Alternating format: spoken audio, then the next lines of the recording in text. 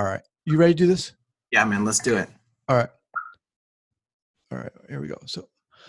All right. So 5, 4, 3, 2, and 1. All right, guys, welcome back to the Trauma Therapist Podcast. I am super excited to have joining me in this series on managing in the midst of COVID-19, Dr. Mica Gonzalez. Mica, welcome. Hey, Guy. Thanks for having me back. It's good to be here. All right. So Dr. Gonzalez is the co-founder and clinical director of Family First Psychotherapy in Oakland, California. He specializes in helping anxious, aggressive, and hyper kids and their stressed-out parents. Mica received his doctoral degree from the Institute of Transpersonal Psychology and trained in a variety of settings, including a middle school, an adult date treatment facility, and home visiting early intervention programs. He's trained in child-parent psychotherapy, a trauma-informed approach to early intervention, and has an endorsement as an early childhood mental health specialist from the California Center for Infant, Family, and Early Childhood Mental Health. He also provides online early parenting education through his blog and website, The Good Enough Parents. All right, sir. As I was saying, kind of before we started here, this series came together very quickly for me, and I put the word out to my community who, they wanted to hear from. And like I said to you, your name came up. So I'm really fortunate that, you were like, all right, let's do it. First off, how are you? I didn't even ask you that. How are you doing? Well, I feel like I'm doing pretty good now. There was a little adjustment for me. I think I'm prone to minimizing the impact of stressors. And so sometimes there's a little lag and I'll notice it and sort of being a little irritable, which my wife can vouch for. And then that's when it starts to settle in. I realize, okay, this is, it's having an impact on me too. I'm not impervious to the stress that's kind of pervading our world right now. But, and I heard this also from families that, that I'm working with, that for some of us, there's this kind of trajectory of like natural heightened anxiety and stress. And then as we start to settle into a routine and start to, at least for me, the dust has settled to the extent that it can. And of course, I try and practice what I preach. So self-care is huge for me. Right. I was, I think I alluded to before we started recording, when everything started, I was overwhelmed with trying to, just the information, the headlines. Yeah. And I'm someone who likes to keep up with the news, but it just, and then with the kids were home, my wife is working. So now I'm home with 2 kids trying to work from home. I was like so crazy anxious. And I was like, dude, you've got to dial it in. And seriously. And I did, and I have been, and this has helped. And like talking to you, people like yourself really helps. So, well, let's start here. What, from your experience, with your experience and from your perspective, what's your take on how what's going on is impacting us as a species collectively? And I know that's a big question, but I just want to hear some of your thoughts, and then we'll kind of dial in a bit. Yeah, I mean, it's a big question, but I think the answer in some ways is probably fairly obvious, because I mean, I think a lot of folks are shitting their pants, man. I mean, metaphorically speaking, hopefully. This is something that most of us haven't faced before. You could say it's something that kind of none of us faced, except for maybe, communities in Western Africa with the Ebola outbreak some years ago and SARS. But I read an article the other day by a political science professor who apparently had grown up in war-torn countries, or had been through something like this, where there's a kind of lockdown situation, and that kind of made me realize that, oh yeah, there are plenty of other situations that are similar, at least there are plenty of other communities and countries that have had to go on these kind of lockdowns and had to kind of shelter in place because of immediate dangers, just obviously Right. places like Syria or any place that's suffering a war. So, I mean, I think there's, on the one hand, I'm sure there's a lot of anxiety. But what I've been focusing a little bit more on lately is just kind of, examples of resilience. And one of the things that I started looking at, and it's actually been a few days now, is this website called, it's Upworthy, I think. Upworthy, yeah, Upworthy.com. And they seem to focus, I mean, I've only looked at it a few times, and I saw it a couple of years ago because it had a few trending stories on Facebook or something like that. They have a collection of just positive things. Oh, love it. Are trying to help. I think one of the first stories, can't remember if it was on Upworthy or another news outlet, but Kevin Love, who plays for the Cleveland Cavaliers, Mm-hmm. early things he did as soon as NBA season got canceled was give money to was somehow fund some of the workers in the arena. I don't think it was like something like 100,000 or something like that. Right. It was just, he was like, immediate, let's take action and help people who are suffering. This is sort of the work that you and I and all the listeners, or most of the listeners, do. So I'm thinking about, and this, I'm sure this is a personal thing for me, the need to see these kinds of Mm-hmm. examples of resilience and examples of altruism and examples of people being together and helping each other out. Right. But I was on a walk the other day, with my family and talking with my wife about how cool it may be. We may look back in the next months or years, the effort, the global effort to try and deal with this. And, the first thing that came to mind to me was the global effort to find an effective vaccine.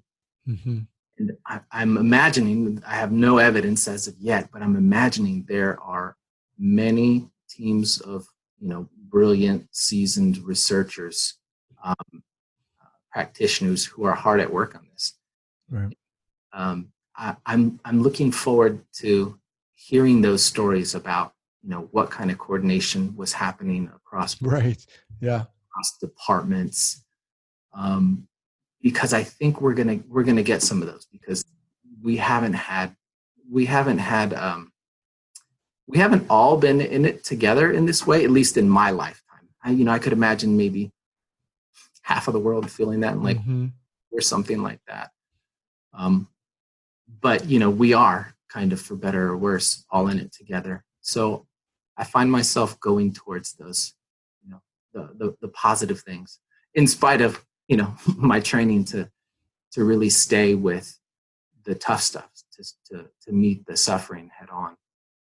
Well, I know from my experience, when I do read those stories that are positive, I feel it in my body automatically. And it's so easy for me at least, to be pulled into those headlines that are just so daunting, that are just they can be really frightening and depressing. And quite frankly, I don't have control over that, Right. And so anyway, I really appreciate you mentioning that. I'm going to include that Upworthy site in the show notes here, but that's I think a really good reminder for us. And I don't think we can have enough of those reminders, the importance of that, seriously. So are you still working now, and in what capacity are you working? Yeah, definitely. Yeah. That's been interesting too. That's kind of another, again, sort of reframing the situation. This has been a good learning opportunity for me professionally, because I work with a lot of kids. I work with adults and couples and stuff too, but I work with a number of kids right now as young as 4, and wow, doing all video conference or phone also with some adults. And that's a trip. That is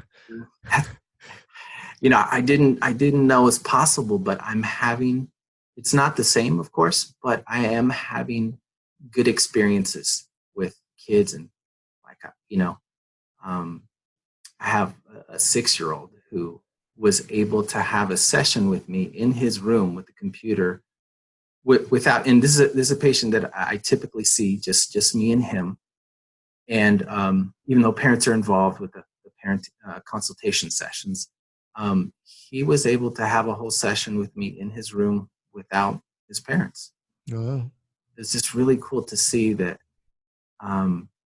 you know, I think the kids in some ways are more adaptable than we are. You know, this is like a cool thing. I get to see a person I like, you know, through the screen.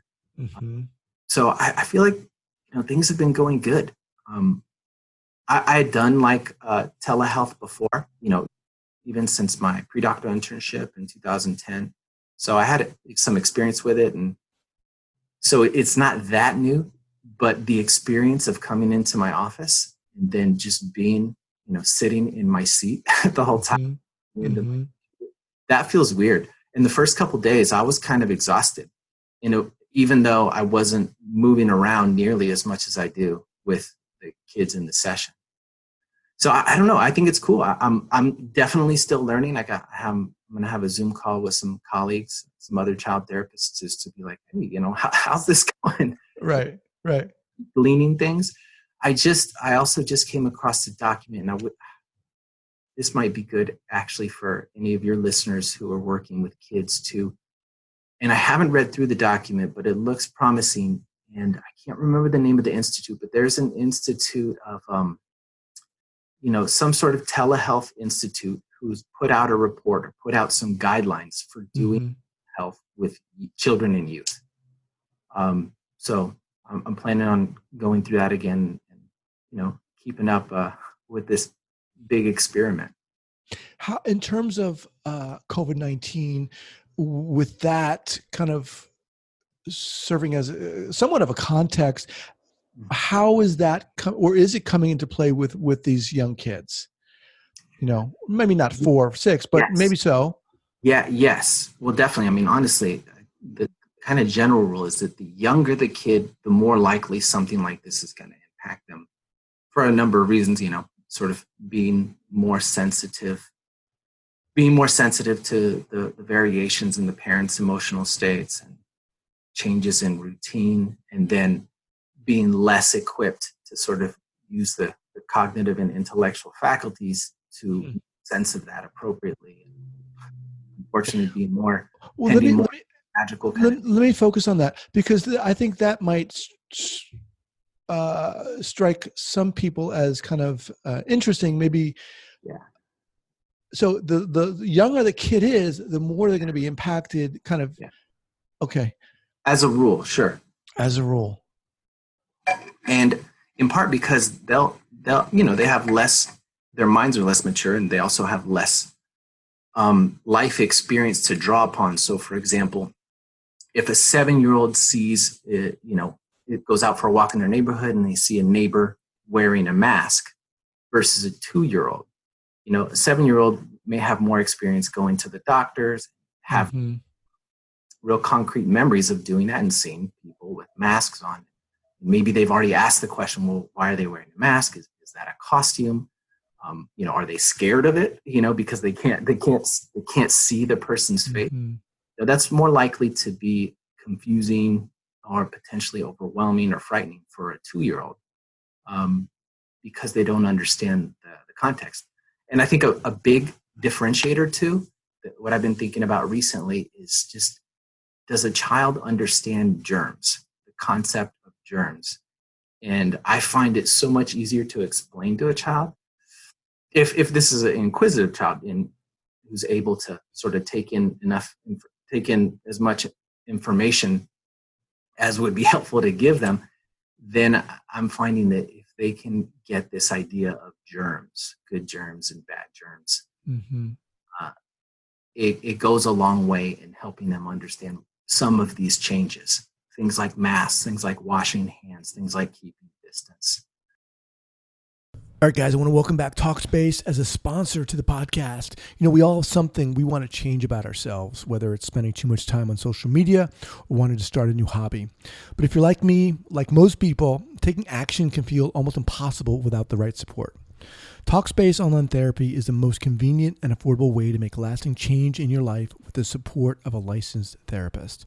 Send your licensed therapist text, audio, picture, or video messages from your phone or computer whenever you need to, even if it's on the way to work. You don't have to make appointments or deal with extra commutes.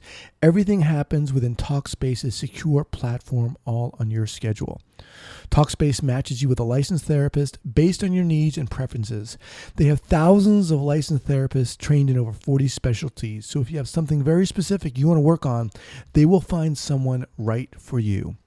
Once you're matched, you can begin therapy that very same day. The bottom line is that life can be hard, and Talkspace wants to make sure more of us get the support we need at a price we can afford. As a listener of this podcast, you can get $100 off your first month on Talkspace. To match with your perfect therapist, go to Talkspace.com or download the app. Make sure to use the code TRAUMATherapist to get $100 off your first month and show your support for this podcast. Once again, go to Talkspace.com and use the code TRAUMATherapist. But yes, returning to the original question, to definitely think about that. One of the big challenges with the real little ones too is that they're not going to say, hey, you know, things are changing and it's making me anxious. You know, how can you help me with this? They're just not going to do that. They're just going to throw more tantrums. They're going to have trouble sleeping. They're going to have trouble eating. They're going to show these things through their behaviors. They're going to show the stress through their behaviors. Okay. So what's the, how would a parent respond to that in a sense, or a therapist? What should they be aware of, knowledgeable about?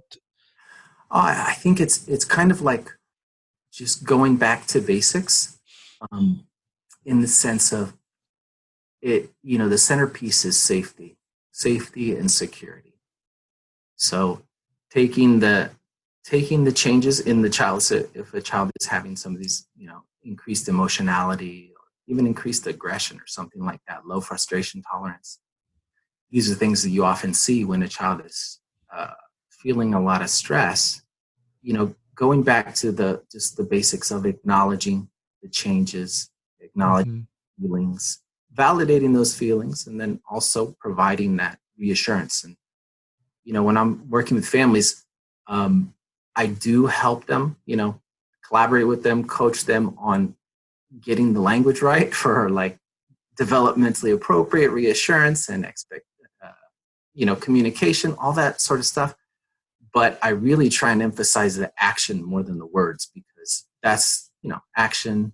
We say that play is the language of childhood, and you know, those are all actions. So doing things like hugging and having family time, you know, singing, and I'm talking about little ones in particular, but, you know, parents may be finding that even some of their older kids are, 7, 8, 9, those are not very old, but they're out of that early childhood range, may be regressing somewhat in response to the stress, but continuing to, you know, one of the recommendations that I've been giving, that I've seen written a lot too, is just maintaining a routine. You know, it's kind of like, right now, it's kind of like we're on vacation, but we're just not having any of the fun. And so because there's a quasi vacation consciousness, right, it's easy to get out of the normal routines. So what I'm trying to help people focus on is just kind of the bare minimum of maintaining a routine, like sleeping routines, whether that's bedtime or nap time, and also eating mealtime routines, and having those be kind of the anchors for the day. Because, you know, many parents, you know, those who are fortunate enough to, you know, still have their jobs, their work is out of whack too, right? And it's more flexible. So you have to kind of you have to artificially, whereas it's been done for us, school starts at a certain time, it ends at a certain time. Right. We have to kind of manufacture this routine and structure. And I'm not suggesting that it has to be like over the top, but just starting and maybe even ending with the bedtime and the meal time as a way of anchoring the day and providing that kind of rhythm and predictability for the little one. Right. Okay. Now, in terms of a little older, say like 10, 11, 12, 13, obviously those kids have the language to a certain degree to, express more. What are your thoughts about working with those that age group in a sense? Well, I think, the importance of self-care, it's not only for adults, it's for the kids too. We're lucky in a way because most of our kids have, even the kids that we see in the clinic, not only our personal children, they have built-in coping mechanisms. And one of the best ways to cope for a little kid, a 2-year-old or a 9-year-old is to play. Mm-hmm. We really want to be having a lot of playtime, as much as possible. And, this is, to your point earlier, like, you're home now with your kids, right? And so you're wearing more hats than you usually do. So your time may actually be diminished compared to previously when you had other adults taking care of and educating your kids. So playtime, I think, is huge. If you can do it, family playtime is great too. I really like that, 9, 10, 11 range because their cognitive faculties are so well developed at that point, have those kinds of conversations. But thinking about their self-care, I use the acronym REFS, stands for relationships, exercise, food, and sleep. So what I'm encouraging families to do is to help their 10-year-olds stay connected to friends. And, I think there's been just kind of organically, there's been an explosion of Zoom play dates. Yeah. What I'm hearing and seeing, and, trying to do with my own kids too. And again, it's a different format, but the kids can do it. I was talking to one of my buddies from high school. His son is 4, and his nephew is like 3.5 or something. And they set the two of them down in front of their computers, their respective computers, and just let them go for they just went back and forth for like an hour and a half. Mm-hmm. It's doable. Right. And I don't encourage parents to try and go into super parent mode unless that works for them. What do you mean by super parent mode? Super parent, like, oh, I'm going to be a homeschool teacher now. I'm going to do Instagram and Facebook worthy activities and projects. You learn new skills and come out of this, CEO of your own Fortune 500 company at age 12. Those kinds of things. I think it's especially because as far as we can tell, we're at the beginning. And that same article I read by the political science professor was talking about thinking about this thing as a marathon. Mm-hmm. So don't try and sprint because you'll burn out. And I think there's probably some people who will do well to keep trying to be the super parent. But I think it's probably a tiny percentage of people. I think most people would most benefit from just going into a kind of deep acceptance of what is, and not just in one moment. I mean, having a practice of acceptance Right. of where they're at, what they're doing, and then also focusing, especially right now, on that self-care for all family members. So, talking about the 10-year-old who needs to stay connected with their friends, super important for parents to stay connected with their friends. Our last 2 Saturdays, I've had a group Zoom with, just some buddies of mine, drinking some beer and, Mm-hmm. watching little videos and just having a good time and laughing together. I think for me, that goes a long way to being a social person. Mm-hmm. Mm-hmm. Yeah, those are great suggestions. In terms of some ideas for therapists, a lot of people who are listening to this are newer therapists, are newer trauma therapists. Let's bring in the idea or the concept, if you will, of trauma, and continuing to talk about that age group of 10, 11, 12. How might a therapist introduce that that topic, that possibility into a discussion? Is that something you would suggest a therapist would bring up or just allow to unfold? What are your thoughts on that? That's a good question, man. I don't feel like I have a solid answer for that yet. Of course, I do have kids in my practice with trauma histories, and I feel like that's kind of a growing edge in terms of how much can I do through this medium around the issue of trauma. So I feel like, in short, I'm still learning. So I don't know, but I can tell you some of the things that I'm thinking about. It's not my nature to, if it comes up in the session, it's not my nature to close it down, either explicitly or implicitly. In some ways, because I think this isn't 100% of the time, but more often than not, in my experience, when a child brings it up, they have a certain amount of readiness to, Mm-hmm. even if it's brief, even if it's testing the waters. So, now having had 2 weeks of video conference, some of the things I'm thinking about is, what is the immediate emotional container for the bringing forth of the trauma? And I'm specifically thinking about, who's in the house, are Mm-hmm. they available? Am I talking with them? So this is one of the things I do a lot when I work with kids is, I'm on the phone or having, in-person meetings. I'm not now, but in general, I'm having a lot of parenting consultation sessions because the parents can do so much to extend the work and add to and collaborate.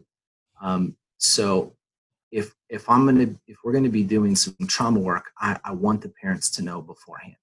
Mm-hmm. And I just got off the phone with a grandmother, and just talking with her. In CPP, or child parent psychotherapy, they call it unstructured developmental guidance. And so I'm just talking with her about how the patient might go through the next few weeks and months, because he had a week or two after the shelter in place. He had a week or two of like just kind of just feeling like relief of not having to go to school and things like Mm-hmm. getting to play, with his cousins because they live in the same home. But now and this is a kid with a pretty acute trauma history. And so now some of the trauma that he experienced is actually in the home that he lives in now, which is totally safe. But those trauma reminders, those trauma triggers are starting to creep back in. Right.